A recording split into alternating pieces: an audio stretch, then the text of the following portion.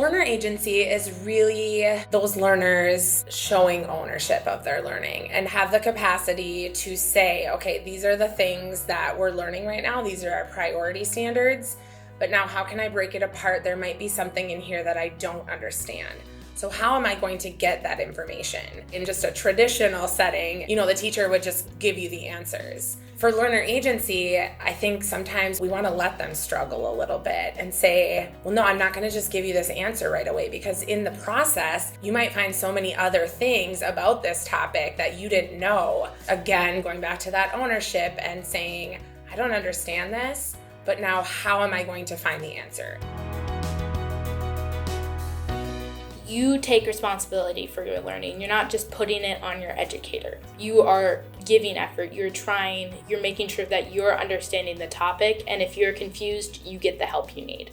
Personalized learning allows me to manage my time the way I want. If I'm spending 8 hours in a building, then I want to be able to spend it the way I need to.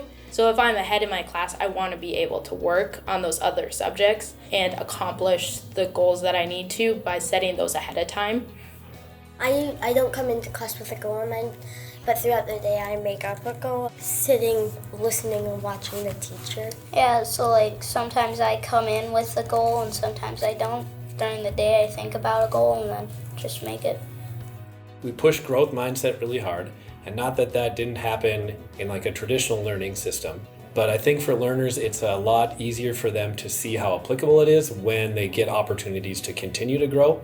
With a lower achieving score, they could fix that and get a higher achieving score. So that's just one really concrete way of saying, I'm going to own my learning. I know this time I got 2.5, but with feedback, I know I can get higher.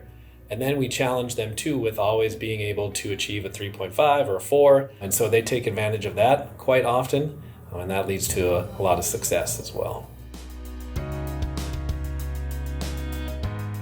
You get so many choices. You can either work, say we were writing something, you can write it with a pencil, you can write it online, and just there's so many ways you can work, and they just give you so many opportunities just to make sure you're comfortable in what you're learning with.